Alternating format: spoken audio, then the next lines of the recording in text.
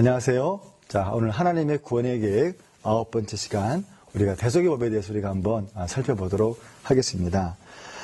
성경은 구원자의 계시와 함께 인간의 죄에서 또 멸망에서 구원받게 되는 법을 무엇인지 우리에게 소개시켜줬다고 말씀을 주셨습니다. 그게 무엇입니까? 바로 대신 죽는 것입니다.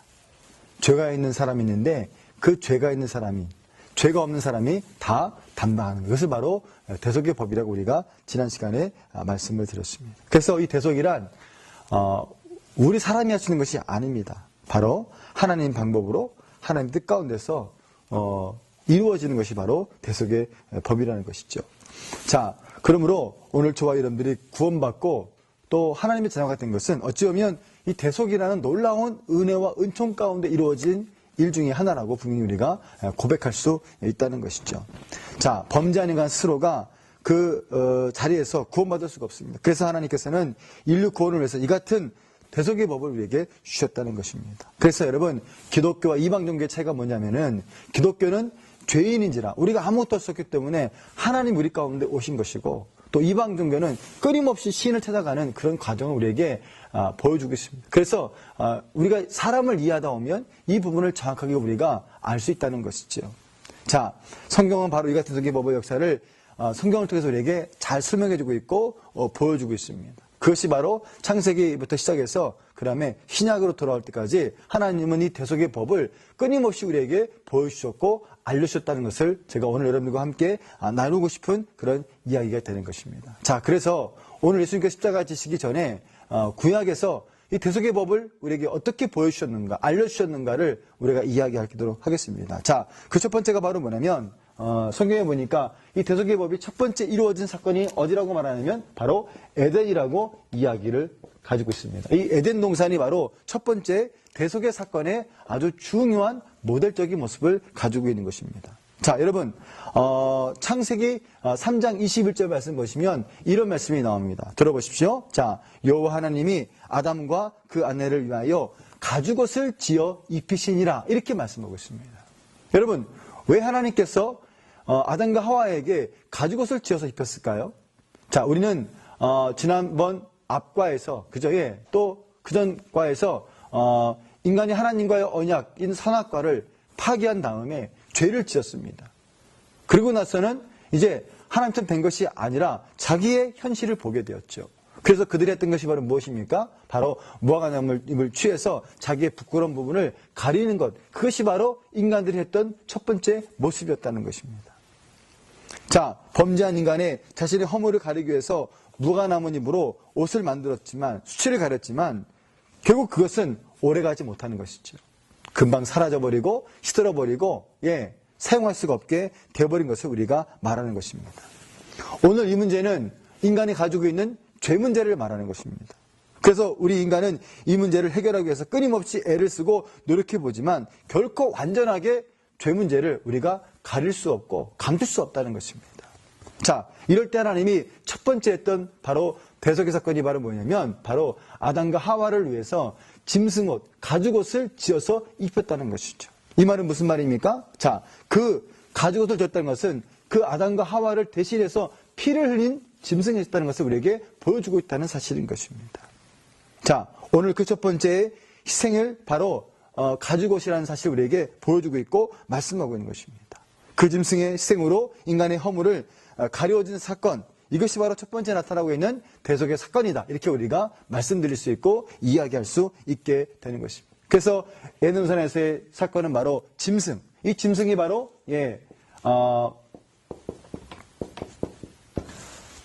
아담과 하와를 그저의 죄에서 구속하시는 중요한 이 구속의 사건으로 보여주고 있다는 사실이 있죠. 자, 두 번째 사건은 바로 뭐냐면 바로 가인과 아벨에서 나타난 대속의 사건을 우리가 발견할 수 있다는 것입니다. 가인과 아벨에서 나타난 대속의 사건을 우리가 또한 발견할 수 있습니다.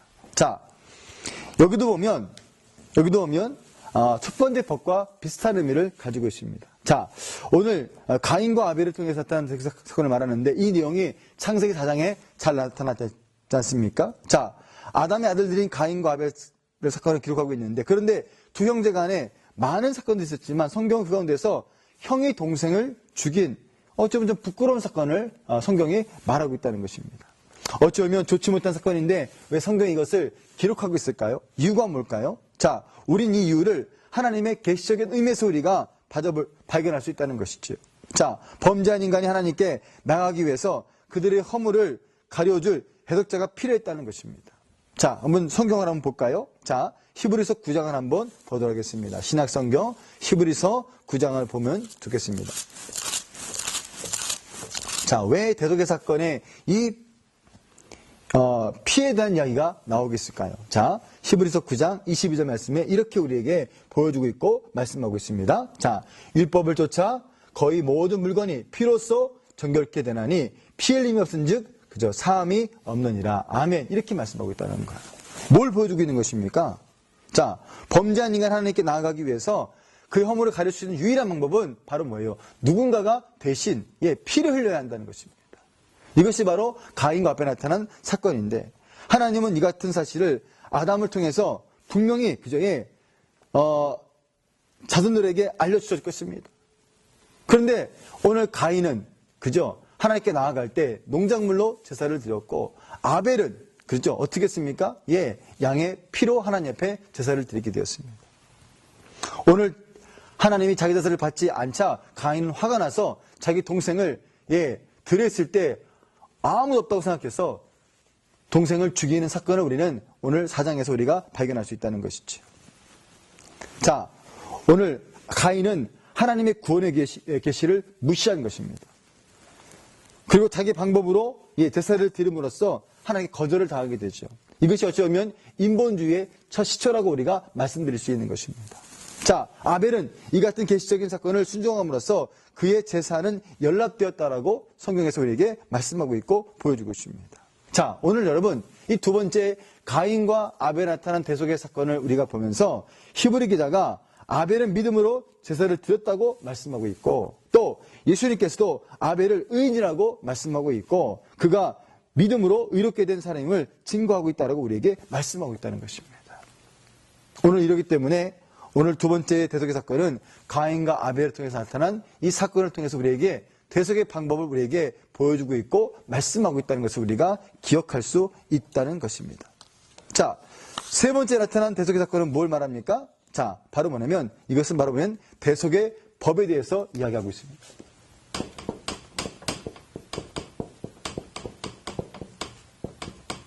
대속의 법. 자, 이것은 바로 유월절 사건에서 나타난 대속의 법을 우리에게 말씀하고 있다는 것이죠. 유월절 사건에 나타난 대속의 법. 자, 이게 출애굽기 12장에 대한 이야기를 다루고 있지 않습니까? 자, 여러분 유월절에 나타난 대속 사건이 어떤 의미가 있습니까? 자, 하나님의 백성들, 이스라엘 백성들은 430년 동안 그저 애굽의 종노탐에 살았습니다. 하나님이 그들을 걸러내기 위해서 모세를 택했죠. 그리고 모세를 통해서 이스라엘 백성들을 구원하기 원했지만 그 애굽의 왕이었던 바로는 그 말을 듣지 않습니다. 하나님 그럴 때마다 재앙을 주셨죠. 근데 바로가 처음에는 마음이 열려서 보냈다가 나중에는 또 못 보내겠다고 이야기하는 경우들이 많았습니다. 그런데 그 중에서 맨 마지막 번째 재앙이 바로 뭐냐면 애굽에 있는 모든 장자를 다 죽이는 거였습니다.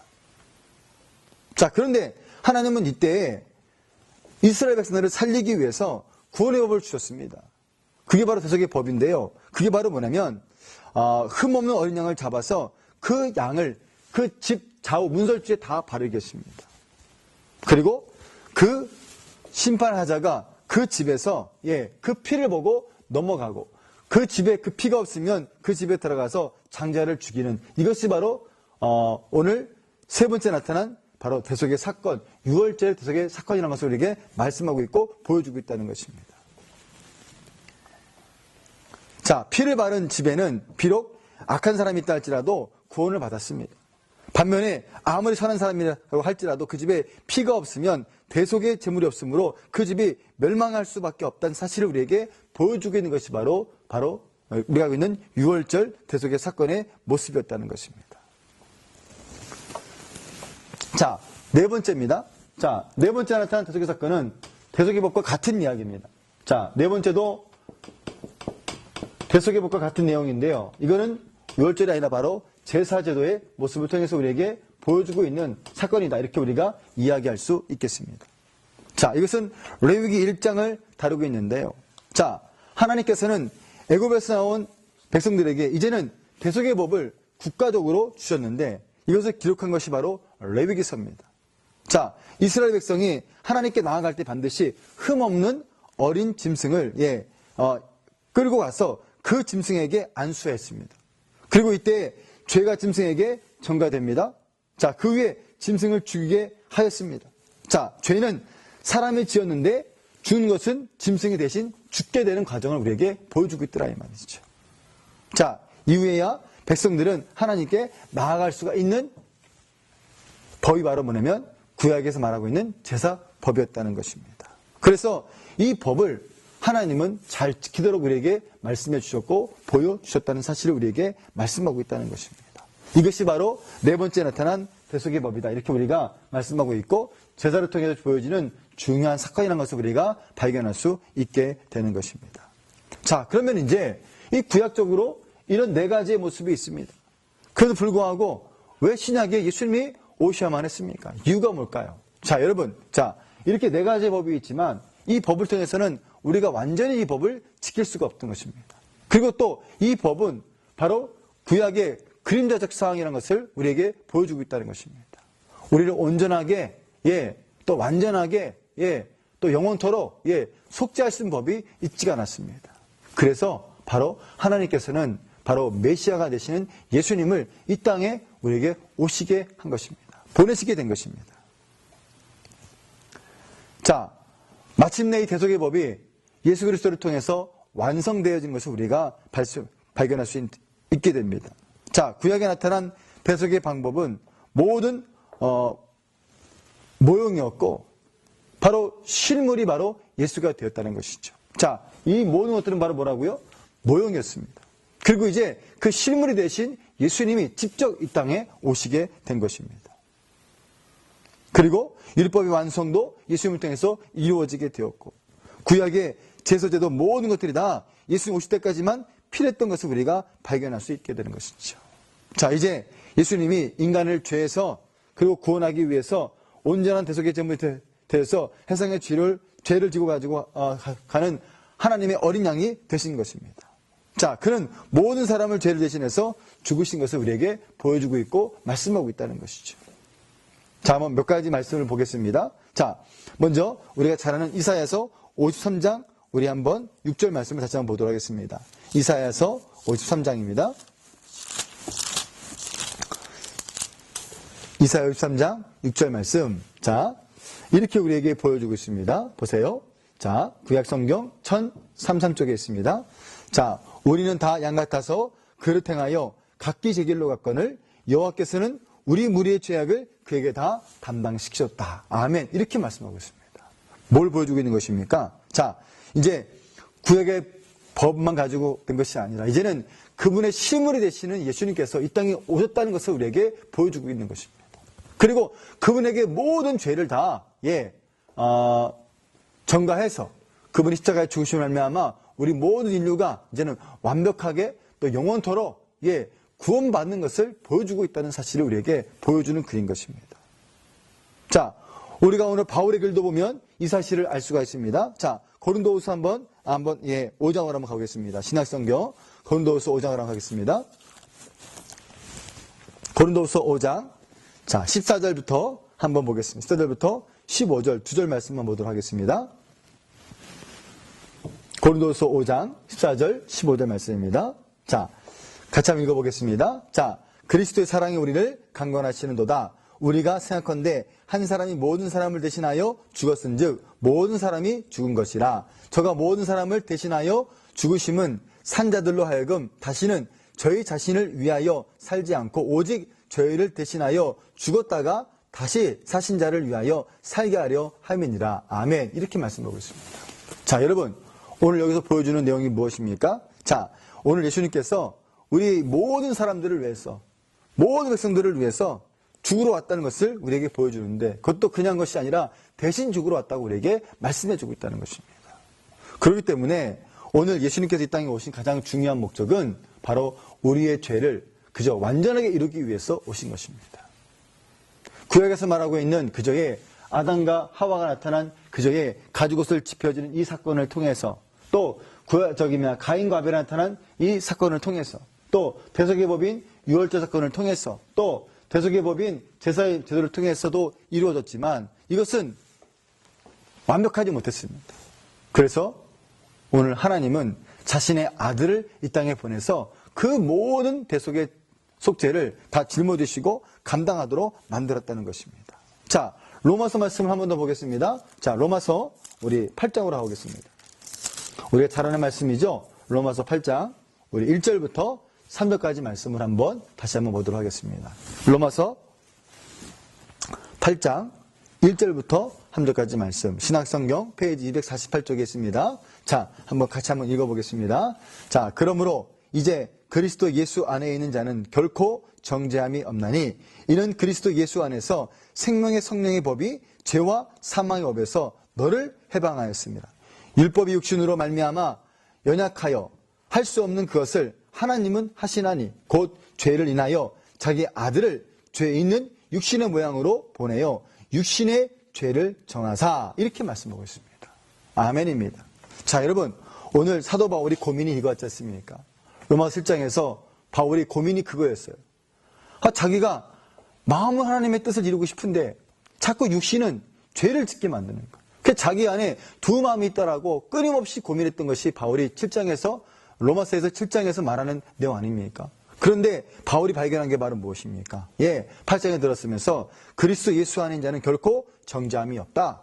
그러면서 나는 이제 그리스도 예수 안에 있는 자는 생명의 성령의 법이 죄와 사망의 법에서 나를 해방했다고 말하고 있어요. 그 이유가 바로 무엇입니까? 예수님께서 대신 우리의 모든 죄를 짊어지시고 담당했기 때문에 그렇다는 것입니다. 많은 사람들이 교회를 다닙니다. 그 예배를 드리고 기도는 하지만 자기 죄 문제를 하나님 앞에 맡기지 못하는 사람들이 많아요. 내가 뭔가 해보려고 하고, 내가 뭔가 해결해 보려고 하고, 내가 먼저 이것을 이뤄보려고 하는 경우들이 많은데 인간은 결코 우리의 죄 문제를 해결할 수가 없습니다. 그래서 하나님께서는 구약적인 모델을 우리에게 보여주셨고, 그 모델의 실제가 바로 예수님이라고 우리에게 소개시켜주고 있고, 그분을 통해서 이 대속의 모든 것들이 완성된다는 사실을 우리에게 보여주고 있더라, 이 말이죠. 자, 그러므로 이제 예수 그리스도를 통해서만 죄사함 받고 하나님께 나아갈 수가 있게 되었다는 사실을 오늘 우리가 믿어야 한다는 것입니다. 그리고 성경을 통해서 확신을 우리가 가질 필요가 있다는 사실인 것입니다. 자, 한번 볼까요? 자, 예수님 우리에게 뭐라고 말씀하시지 보겠습니다. 자, 우리 요한복음 잘 알죠? 14장 우리 6절 말씀 보겠습니다. 요한복음 14장 6절 말씀.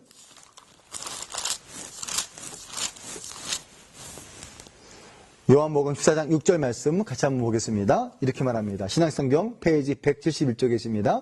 자, 읽겠습니다. 예수께서 가라사대 내가 곧 길이요 진리요 생명이니 나로 말미암지 않고는 아버지께로 올 자가 없느니라. 아멘입니다.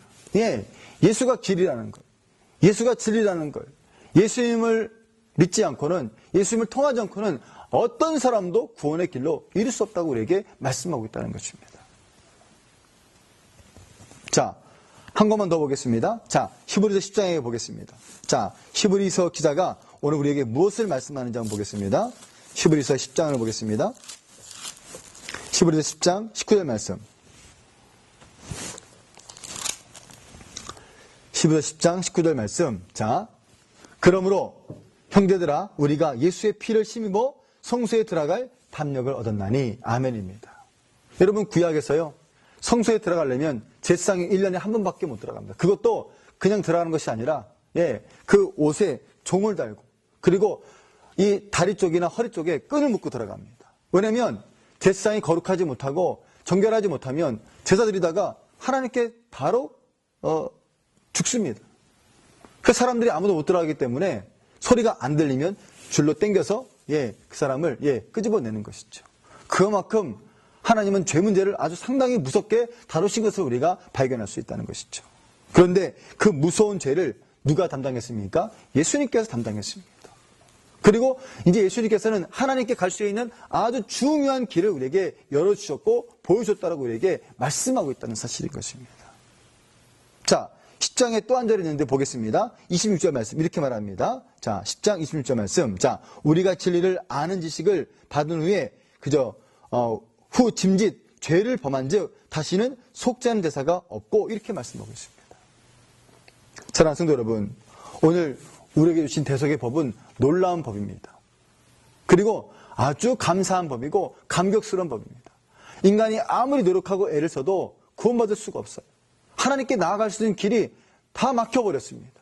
그런데 하나님은 구약에 이런 예표들을 통해서 자신의 아들을 우리 가운데 보내서 십자가를 지로 말미암아 그 피를 믿는 모든 사람들이 바로 구원받는 대신의 은혜를 우리에게 주셨다는 것입니다. 여러분 그렇지 않습니까? 내가 사랑하는 자녀가 있는데 우리 한국 사람들은 다 그런 마음 공감하지 않습니까? 자녀가 아파요.